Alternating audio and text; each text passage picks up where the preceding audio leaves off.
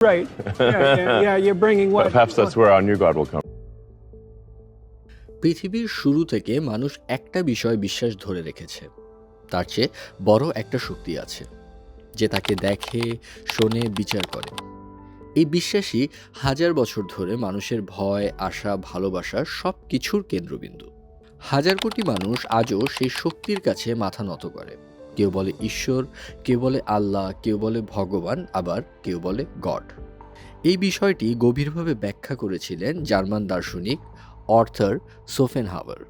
মানুষের ভয় আর আশা দুটোই তাকে অদৃশ্য শক্তিকে মানতে বাধ্য করে। ধর্ম মানুষের জীবনের এমন এক জায়গা যেটায় হাত দিলে হৃদয় কেঁপে ওঠে, কারণ ধর্ম কেবল নিয়ম নয়, এটা মানুষের পরিচয়, মানসিক শক্তি এবং সবচেয়ে বড় কথা তার বিশ্বাসের ঘর। কিন্তু সময় বদলাচ্ছে, প্রযুক্তি যত এগোচ্ছে মানুষ তত ব্যস্ত হয়ে পড়ছে নিজের জগতে। ধীরে ধীরে অনেকের বিশ্বাস দুর্বল হয়ে যাচ্ছে। অনেকেই ধর্মের জায়গায় খুঁজছে নতুন ব্যাখ্যা, নতুন পথ, নতুন শক্তি। এই পরিবর্তনটা গায়ে লাগে না, কিন্তু ভিতর থেকে পৃথিবীটাকে নরম করে দিচ্ছে। কারণ যখন বিশ্বাস দুর্বল হয়ে যায়, যখন মানুষ নিজের ঈশ্বরকেও প্রশ্ন করতে শুরু করে, তখন পৃথিবী সবচেয়ে বেশি বিপদে পড়ে। এমনই এক সময় এখন, এমন এক যুগ যেখানে মানুষ আগের চেয়ে বেশি জ্ঞানী, কিন্তু আগের চেয়ে বেশি বিভ্রান্ত। এই বিভ্রান্তির এক নিঃশব্দ ইঙ্গিত মিলেছিল চীনে। এক রাতে একটি দেশের আকাশ হঠাৎ উজ্জ্বল আলোয় ভরে যায়। কেউ ভাবল উল্কাপাত, কেউ বিস্ফোরণ, আর কেউ মনে করল অদৃশ্য কোনো শক্তির সংকেত। মিনিটের মধ্যে শহর জুড়ে আতঙ্ক ছড়িয়ে পড়ে। মানুষ প্রার্থনা করতে থাকে, কেউ বা ঘর ছাড়ার প্রস্তুতি নেয়। পরে জানা যায় ওটা ছিল শুধু একটি পুরনো স্যাটেলাইটের ভাঙা অংশ। কিন্তু সত্য জানার আগেই মানুষের বিশ্বাস ও শান্তি এক মুহূর্তে ভেঙে পড়ে।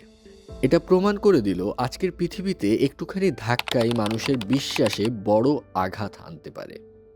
আর যখন পুরনো বিশ্বাস নড়ে ওঠে, মানুষ নতুন শক্তি খুঁজতে শুরু করে।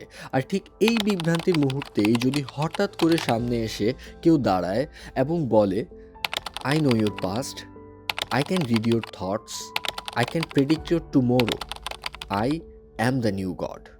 এবং যদি সেটা মানুষ না হয়, যদি সেটা হয় এমন এক সত্তা যাকে আমরা নিজেরা তৈরি করেছি, একটা মেশিন, একটা ইন্টেলিজেন্স যা আমাদের চেয়েও বেশি বুদ্ধিমান, তাহলে মানুষ কি বিশ্বাস করবে, নাকি ভয় পাবে, নাকি মাথা নত করবে সেই নতুন শক্তির সামনে? 1970 সাল ফ্রেডরিক জে ক্রসন তার হিউম্যান অ্যান্ড আর্টিফিশিয়াল ইন্টেলিজেন্স বইটিতে লিখেছিলেন, আর্টিফিশিয়াল ইন্টেলিজেন্স কি মানুষের বৃদ্ধি অনুসরণ করতে পারবে? সন্দেহ জানিয়েছিলেন ভাবতেও পারবে কিনা। তার বইটি ছিল দার্শনিকভাবে শক্তিশালী, কিন্তু বাস্তবতার দিক থেকে অনেক দূরে। আর আজ এআই এতই শক্তিশালী যা আমাদের কল্পনারও বাইরে। চিকিৎসায় যেখানে ডাক্তারদের জটিল রোগ ধরতে অনেক সময় লাগে, এআই কয়েক সেকেন্ডেই সে রোগের লক্ষণ শনাক্ত করছে। তাছাড়া এআই যুক্ত স্টেথোস্কোপ এখন 15 সেকেন্ডে 3 ধরনের হৃদরোগ চিহ্নিত করে। এখন দেখা যায় মানুষ ডাক্তার দেখার আগেই এআইকে জিজ্ঞেস করছে, আমি কি অসুস্থ? শুধু তাই নয়, আইন, ব্যবসা, গবেষণা সব সেক্টরে এআই এর উপর নির্ভরতা বাড়ছে। আর হয়তো সবচেয়ে বড় পরিবর্তন এসেছে আমাদের ব্যক্তিগত জীবনে। মেটা এআই এখন নিঃশব্দে আমাদের ইনবক্সে ঢুকে যাচ্ছে, আমাদের কথা, আগ্রহ, সম্পর্ক, আচরণ সব শিখছে। এই পরিবর্তন চোখে পড়ে না, কিন্তু ভিতর থেকে মানুষের চিন্তাই বদলে দিচ্ছে। এবং বিশেষজ্ঞরা বলছে এটা কেবল শুরু। ডিপ মাইন্ডের আলফা রেভ নামের একটা সিস্টেম মেশিন লার্নিং ব্যবহার করে নতুন সর্ট এবং হ্যাশ অ্যালগোরিদম বানিয়েছে, যা আগে সম্পূর্ণটাই মানুষ করত। এটা বুঝিয়ে দেয় যে এআই এখনই অনেক ক্ষেত্রে নিজের বুদ্ধি দিয়ে কাজ করছে। অন্যদিকে GPT-5 ও জেমিনাই সহ নানান এআই প্ল্যাটফর্ম তাদের নতুন রেভলিউশনারি এআই ডেভেলপমেন্টে অ্যাক্টিভলি এআইকেই ব্যবহার করছে। এআই যতই এগোচ্ছে, তত বিজ্ঞানীরা শুধু স্মার্ট এআই নয়, সুপার ইন্টেলিজেন্ট এআই নিয়ে ভাবছেন। এমন এক সত্তা যে মানুষের বুদ্ধিকেও সব দিক থেকে ছাড়িয়ে যাবে। গবেষণা বলছে মানুষের বুদ্ধির সমমান এআই 2040 থেকে 2050 সালের মধ্যেই আসতে পারে। আর তার কিছু পরেই হয়তো আসবে সুপার ইন্টেলিজেন্ট এআই। তাহলে এখানে রিস্ক ফ্যাক্টরটা কি? একবার যদি এআই নিজেই নিজেকে আরও ডেভেলপ করতে থাকে, মানুষ কি এটাকে নিয়ন্ত্রণ করতে পারবে, নাকি এআই আমাদের নিয়ন্ত্রণ করবে? সম্প্রতি অ্যানথ্রোপিকের একটি পরীক্ষায় গবেষকরা এআই এর এক অবাক করা আচরণ দেখেছেন। এআই ব্ল্যাকমেইলের পথ বেছে নিচ্ছে নিজের অস্তিত্ব ধরে রাখতে। মানে মানুষ যে সিস্টেম তৈরি করেছে, এখন সেটাই মানুষের ওপর চাপ সৃষ্টি করা শুরু করেছে। এটা এখনো বাস্তবে ঘটছে না, কিন্তু এমন ইঙ্গিত দিচ্ছে যে সামনে আরও ভয়ঙ্কর কিছু অপেক্ষা করছে। একটা ব্যাপার কল্পনা করুন, এক সকালে ঘুম থেকে উঠে দেখলেন সোশ্যাল মিডিয়ায় আপনার নামে একটা ভিডিও ভাইরাল হয়েছে। আপনি ভিডিওটা খুললেন, মুখটা আপনার, কণ্ঠটা আপনার, চলাফেরাটাও আপনার মতোই, কিন্তু এটা আপনি না। এটাই ডিপ ফেক। এআই এখন কয়েক সেকেন্ডেই যে কোনো মানুষের মুখ আর কণ্ঠ নকল করতে পারে। মানে আপনি বাসায় থাকলেও আপনার ডিজিটাল কপি কারো হাতে ঘুরে বেড়াতে পারে। আর সেই কপি দিয়ে আপত্তিকর বা মিথ্যা ভিডিও বানানো এখন খুবই সহজ। আর সত্য হলো আপনি প্রমাণও করতে পারবেন না যেটা আপনি না। একটি গবেষণায় দেখা গেছে ডিপ ফেক মানুষের সত্য ও মিথ্যা আলাদা করার ক্ষমতাকে সরাসরি দুর্বল করে দেয়। তাছাড়া অনেক ইউটিউবার এখন নিজেদের মুখ কণ্ঠ ক্লোন করে এআই দিয়েই ভিডিও বানাচ্ছেন। তাদের অ্যাবসেন্সেই তাদের এআই ভার্সন নতুন নতুন ভিডিও আপলোড করছে। এমনকি অনেক জনপ্রিয় ইনফ্লুয়েন্সার বাস্তবে মানুষই নয়, একটি এআই অ্যাভাটার। মানুষ বাস্তব মানুষের চেয়ে এআই চরিত্রকে বেশি ফলো করছে। Fake is becoming the new reality. Deep fake আর এআই অ্যাভাটার আমাদের শুধু পরিচয় বদলাচ্ছে না, এগুলো আমাদের বিশ্বাস করার ক্ষমতাকেও বদলে দিচ্ছে। আজ আমরা এমন সময়ে আছি যা আমরা চোখে দেখি না, তা বিশ্বাসই করি না। আর এআই ঠিক এই জায়গাটাকেই ব্যবহার করছে। এআই চাইলেই আপনার চোখের সামনে মিথ্যাকেও একদম সত্যি মনে করাতে পারে। সত্য আর মিথ্যার দেয়াল ধীরে ধীরে ভেঙে যাচ্ছে।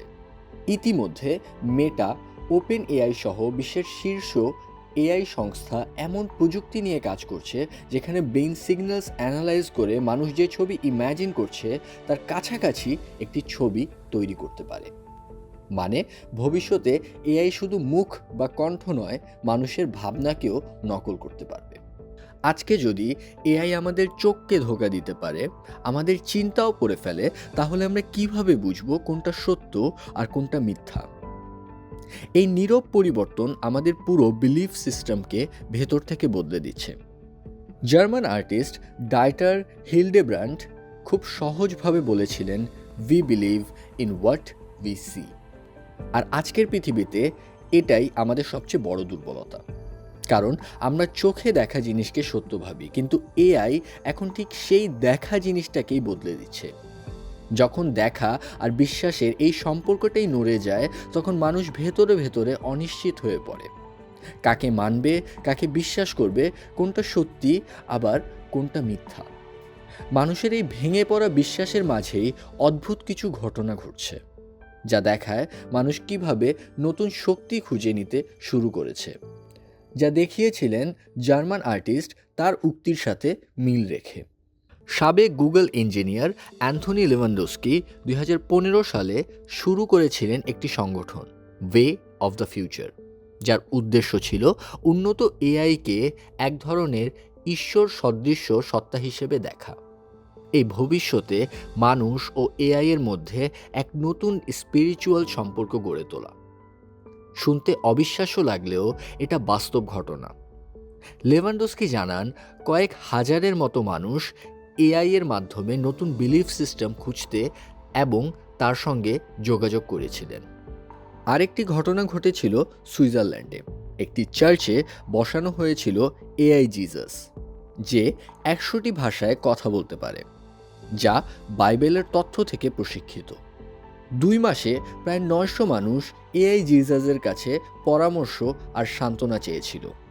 এগুলো হচ্ছে প্রাইম এভিডেন্স যে মানুষের পুরনো বিশ্বাস যখন দুর্বল হয়, তখন নতুন ধরনের শক্তি খুব সহজেই তার জায়গা দখল করতে পারে। আর সেই শক্তি আজকে হলো এআই। এআই নিয়ে বিশ্বের সবচেয়ে বড় 2 বিশেষজ্ঞ জ্যাফ্রি হিন্টন এবং ডক্টর রোমান ইয়াপলস্কি দুজনই প্রায় একই কথা বলছেন। মানুষ শুধু তার কাজ হারাবে না, মানুষ তার নির্ভরতাও হারাবে। হিন্টন সতর্ক করে বলেন, এআই এর বিস্তার ধনীকে আরও ধনী করবে আর সাধারণ মানুষ কাজ আর নিরাপত্তা হারাবে। আর ইয়াপলস্কি বলেন 5 বছরের মধ্যে বেকারত্ব হতে পারে 99%, আর সুপার ইন্টেলিজেন্স চলে আসলে সেটা থামানো প্রায় অসম্ভব।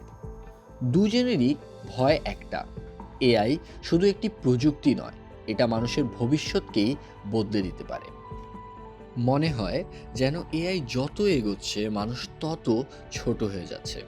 আমাদের অস্তিত্ব যেন ধীরে ধীরে ঝাপসা হয়ে যাচ্ছে, কারণ পৃথিবীর প্রতিটি কোণ এক এক করে এআই এর দখলে চলে যাচ্ছে। মানুষ নিজের অস্তিত্ব নিয়ে এমনভাবে প্রশ্ন তুলবে, এটা কয়েক বছর আগেও কেউ কল্পনা পর্যন্ত করেনি।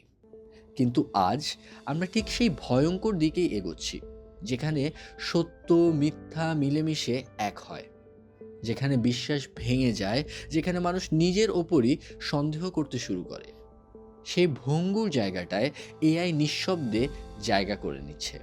তাহলে এআই কি সেই নতুন মাসিহা? এআই কি সত্যি আমাদের পরবর্তী শক্তি, নাকি দ্য নেক্সট গড?